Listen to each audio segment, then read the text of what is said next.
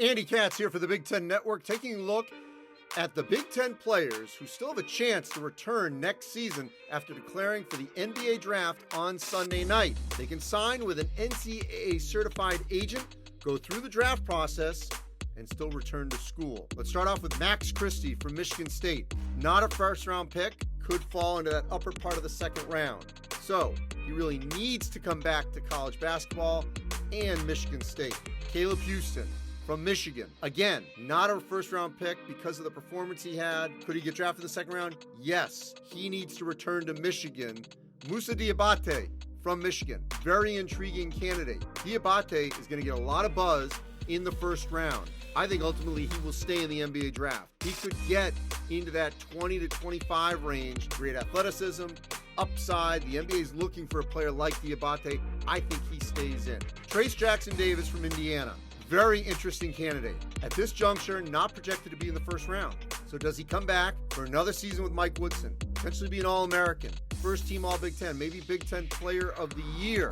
He's right on the fence. My gut says he will return for one more season at Indiana.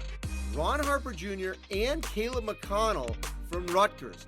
Both can return. Ron Harper Jr. a little bit more buzz, potentially in the second round. McConnell more than likely would go undrafted. Very interesting cases. I would not be shocked at all if they come back for one more season and with a Rutgers team that I think could be really good, like top 4 Big Ten good again with those two, Cliff Amore, Paul Mulcahy, Derek Simpson. Keep an eye on those two at Rutgers.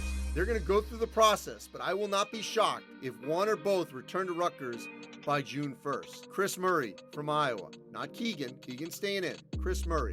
I think ultimately he'll return to the Hawkeyes. Could be a second-round pick, but he'll be a star for Iowa this upcoming season. Potential first-team All-Big Ten. He's going to get plenty of shots.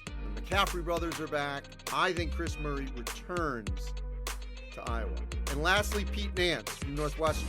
He declared and kept that window just a crack that he may not stay in the NBA draft and could return to school. Now, could he go back to Northwestern? Maybe. Could he be in the portal as a grad transfer? Certainly.